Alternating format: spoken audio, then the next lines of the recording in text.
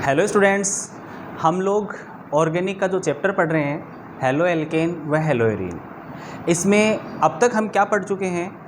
जो वर्गीकरण है हेलो एल्केन का, और उसके बाद में नामकरण, और नामकरण के बाद में सीएच साबंध की प्रकृति आपने पढ़ी। आज हम क्या पढ़ेंगे? आरक्स बनाने की विधियाँ, यानी आरक्स कैसे बनाए जाते हैं। एल्किल हैलाइडों का विरचन पढ़ेंगे। एल्किल हैलाइड को बनाने की विधियाँ कौन सी हैं। तो यहाँ से एक इम्पोर्टेंट टॉपिक शुरू हो रहा है। तो आप सब लोगों को मेरा ये कहना है कि आप ध्यान से वीडियो को देखें और पहले नोट्स लिखें। जो मैंने कल भेज दिए थे आपको नोट्स, तो वो नोट्स लिखें और नोट्स की कॉपी अपने सामने रखें और वीडियो चलाते रहें। तो नोट्स में और वीडियो में आप साथ साथ देखेंगे, आपको और अच्छा समझ में आएगा।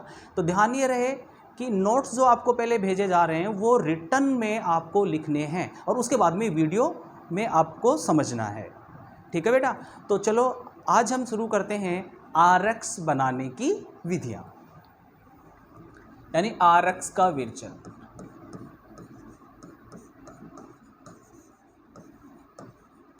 अच्छा, आरक्स क्या है? आर मतलब एल्किल, अक्स मतलब हैलाइड, तो एल्किल हैलाइडों का विरचन। और विरचन की जो हम पहली विधि हम ले रहे हैं वो है एल्केन हाइड्रोकार्बन से,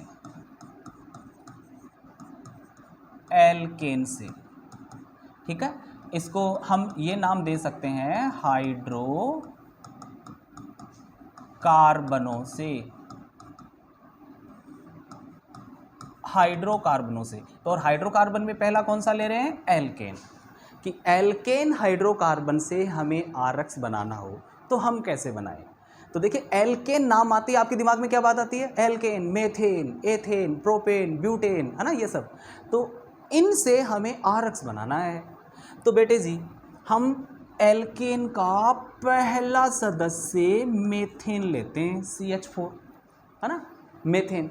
अब याद करो, जब चैप्टर की शुरुआत की थी पहले दिन हमने हेलो एल्केन की परिभाषा पढ़ी थी कि जब किसी हाइड्रोकार्बन के एक अथवा अधिक हाइड्रोजन परमाणुओं का प्रतिस्थापन हैलोजन परमाणुओं से कर दिया जाए तो बनने वाले यौगिक को हेलो एल्केन कहते हैं। तो प्यारे बच्चों, यहाँ देखिए, यह हाइड्रोकार्बन एल्केन है और इसके हाइड्रोजन परमाणुओं का प्रतिस्थापन हमें हैलोजन से करना है। तो देखिए, हैलोजन का जुड़ना और हाइड्रोजन का हटना, ये जो क्रिया है ये वास्तव में हैलोजनीकरण क्रिया होगी हाइड्रोकार्बन की। और इस हैलोजनीकरण क्रिया को देखिए आप कैसे करवाएंगे? सनलाइट में या उष्मा देकर के, सूर्य के प्रकाश की उपस्थिति में हैलोजनीकरण क्रिया आसानी से होती है। तो हैलोजनीकरण में आप यहाँ क्या क्या करवा सकते हैं?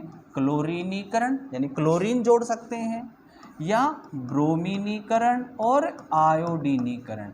लेकिन फ्लोरीनीकरण नहीं कर सकते, क्योंकि फ्लोरीन प्रबल उष्माक्षेपी क्रिया करता है। अत्यधिक क्रियाशीलता के कारण यहाँ फ्लोरीनीकरण हम सीधे तौर पर नहीं करवाते हैं।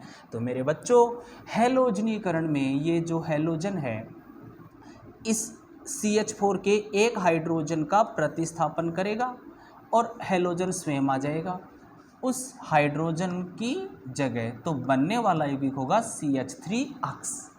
लेकिन CH3 अक्स जो है ये क्या है? ये आरक्स से हो गया ना बेटा। क्या हो गया? ये आरक्स, क्योंकि आर क्या है? CH3 मेथिल और अक्स हैलोजन।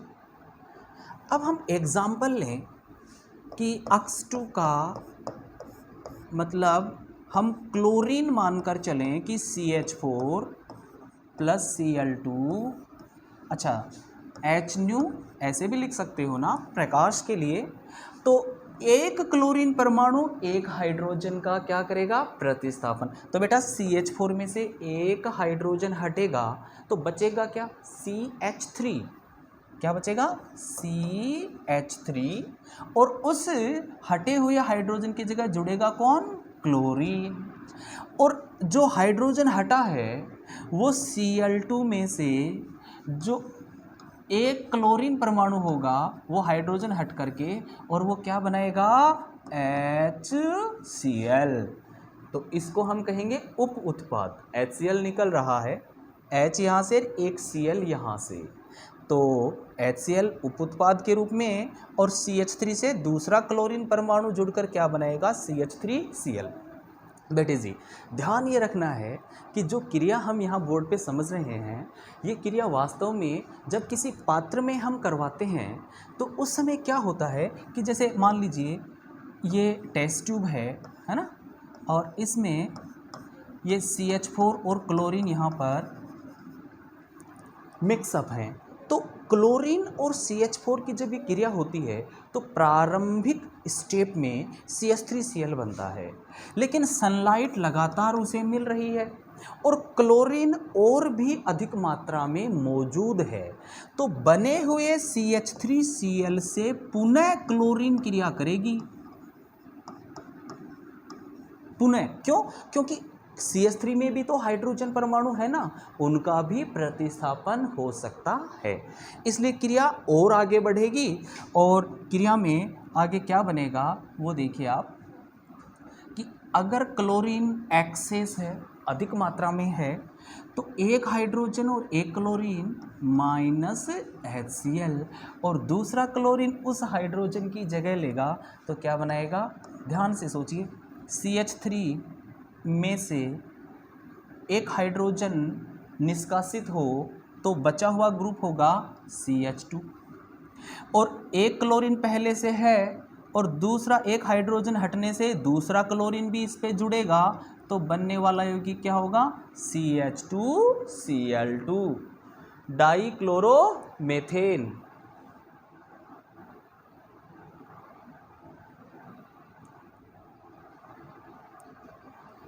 डाइक्लोरोमेथेन।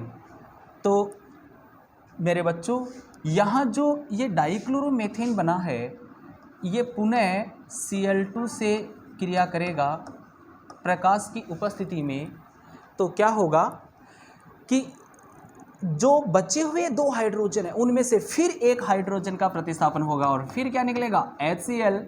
अब तो दिमाग काम करने लगे ना, क्या बनेगा बताओ आगे वाला उत्पाद, एक हाइड्रोजन और निकलेगा, मतलब एक क्लोरीन और आएगा उसकी जगह, तो उत्पाद बनेगा CHCl3, क्लोरोफॉर्म। अब मान लीजिए इसमें भी एक हाइड्रोजन है, तो इसमें भी एक हाइड्रोजन है, तो इसका फिर क्लोरीनीकरण करेंगे तो क्या बनेगा, HCl माइनस HCl, और लास्ट हाइड्रोजन हटने से ये लास्ट उत्पाद बनेगा CCl4, कार्बन टेट्रा क्लोराइड। तो बच्चों आपको ये देखना है कि हमसे कोई ये पूछे कि मेथेन का क्लोरीनीकरण प्रकाश की उपस्थिति में हो तो क्या बनेगा, क्या प्राप्त होगा, तो आपका उत्तर क्या होगा। चलो एक प्रश्न मैं लिखता हूँ यहाँ पे,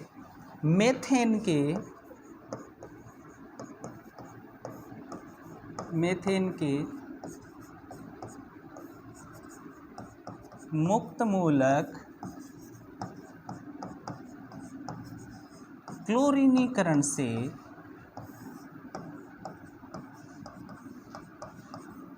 प्राप्त उत्पाद क्या होगा।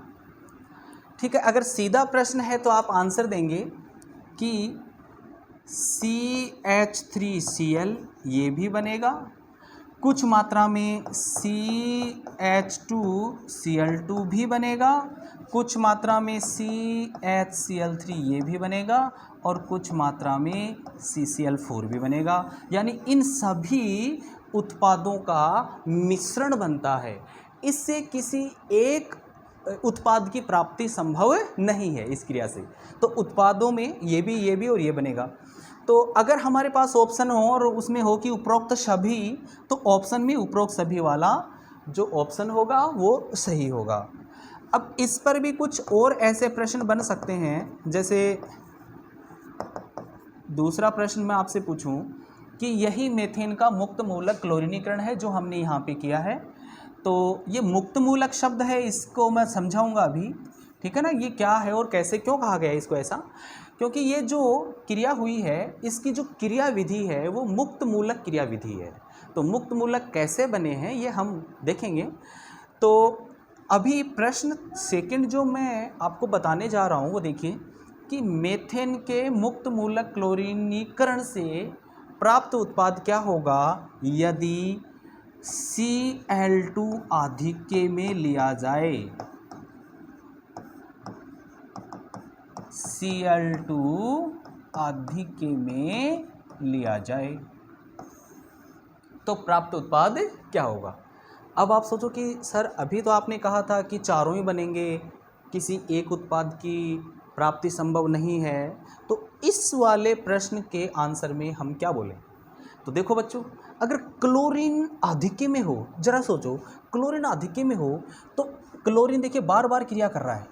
एक बार यहाँ देखो क्लोरीन यूज हो रहा है, फिर दोबारा देखो यहाँ पे क्लोरीन यूज हो रहा है, तीसरी बार देखो यहाँ पे यूज हो रहा है, चौथी बार देखो यहाँ पे यूज हो रहा है। तो जरा सोचो ये फोर्थ स्टेप वाली रिएक्शन तभी ज़्यादा संभव है जब उस बीकर या जिसमें भी क्रिया हो रही है पात्र में उसमें क्लोरीन अधिक मात्रा में ली जाए। अगर मान लो क्लोरीन कम है तो बेटा ये प्रारंभिक स्टेप में ही क्लोरीन खत्म हो जाएगी, क्रिया करने में भाग ले लेगी, आगे वाली क्रियाएं होने के चांसेज कम होंगे, इसलिए आगे वाले उत्पाद बनने की संभावना भी कम होगी। लेकिन जरा सोचो अगर क्लोरीन अधिक मात्रा में है तो अधिक मात्रा में होने का मतलब क्या होगा, क्लोरीन आगे आगे बार बार आगे क्रिया कर सकती है, बार बार आगे क्रिया कर सकती है, और जब बार बार आगे क्रिया कर सकती है तो क्या होगा कि जो अंतिम उत्पाद है इसका फाइनल प्रोडक्ट ये वाला ये अधिक मात्रा में बनेगा, ये अधिक मात्रा में बनेगा। तो बताओ मेरे प्रश्न का जवाब क्या हुआ कि मेथेन के मुक्त मूलक क्लोरीनीकरण से प्राप्त उत्पाद क्या होगा यदि क्लोरीन आधिक्य में ली जाए। तो सोचो क्लोरीन बार बार क्रिया करेगा तो अंतिम उत्पाद होगा इस क्रिया का वो अधिक मात्रा में बनेगा। आप ये तो नहीं कह सकते कि वो शुद्ध होगा और वही बनेगा, बनने में तो सारे बनेंगे कुछ कुछ मात्रा में, लेकिन अधिक मात्रा में कौन बनेगा, लास्ट प्रोडक्ट यानी कि कार्बन टेट्रा क्लोराइड। तो अगर हमसे पूछा जाए कि Cl2 आधिक्य में लिया जाए तो मुख्य उत्पाद क्या होगा, अधिक मात्रा में बनने वाले उत्पाद को ही मुख्य उत्पाद कहा जाता है। तो मुख्य उत्पाद होगा CCl4। ओके बेटा, अब अगर मैं इसका उल्टा प्रश्न बोलूं कि यहाँ मेथेन को आधिक्य में लिया जाता तो क्या होता। अभी क्लोरीन को आधिक्य में लिया ना, अगर मेथेन को आधिक्य में ले, क्रिया तो इन दोनों की हो रही है, मेथेन और क्लोरीन। अभी क्लोरीन आधिक्य में लिया तो अंतिम उत्पाद CCl4 अधिक मात्रा में बनेगा, मुख्य उत्पाद होगा वो। लेकिन अगर मेथेन को आधिक्य में लेंगे तो कौन सा उत्पाद मुख्य उत्पाद होगा, तो प्रारंभिक उत्पाद CH3Cl ये मुख्य उत्पाद होगा। क्यों, क्योंकि इसको अधिकता में लेने का अर्थ क्या हो गया कि Cl2 कम मात्रा में है, इसको अधिक बता रहे हो इसका मतलब ये क्या है, कम है। तो Cl2 कम है तो आगे वाली क्रिया होने के चांसेज कम हो जाएंगे, तो आगे वाली क्रिया होने के चांसेज कम हो जाएंगे तो प्रारंभिक जो स्टेप वाली क्रिया है इसमें बनने वाला उत्पाद ही अधिक मात्रा में बन पाएगा और CH3Cl मुख्य उत्पाद होगा। ओके बेटा, लेकिन अगर मैं आपको प्रश्न दूं यही कि मेथेन के मुक्त मूलक क्लोरीनीकरण से प्राप्त उत्पाद क्या होगा और उसके ऑप्शन ऐसे हों, ठीक है, थर्ड क्वेश्चन भी सेम ही है, मेथेन के मुक्त मूलक क्लोरीनीकरण से प्राप्त उत्पाद क्या होगा, लेकिन उसके ऑप्शन क्या हैं। जैसे ऑप्शन में आपको दिया है ethane, number b propane, number c butane और नंबर डी उपरोक्त में से कोई नहीं, उपरोक्त में से कोई नहीं। तो मेरे बच्चों एक बात बताओ, अभी एथेन, प्रोपेन, ब्यूटेन उपरोक्त में से कोई नहीं, ये वाले ऑप्शन हो चार, तो फिर आप क्या आंसर दे सकते हैं। तो क्या आंसर दे सकते हैं कि आपके हमने जो क्रिया देखी है उसमें तो हमारे सामने जो उत्पाद बने हैं, एक तो ये उत्पाद आया है ए, ये उत्पाद आया है बी ठीक है, डाइक्लोरोमेथेन, ये है क्लोरोमेथेन, ये सी उत्पाद जो है ये है क्लोरोफॉर्म, और लास्ट उत्पाद है कार्बन टेट्राक्लोराइड। लेकिन ये चारों ही ऑप्शन यहाँ तो नहीं नज़र नहीं आ रहे, तो बताइए सही आंसर क्या होगा? उपरोक्त में से कोई नहीं। नहीं बेटा, ये सही आंसर नहीं है। इसका सही आंसर होगा एथेन। एथेन।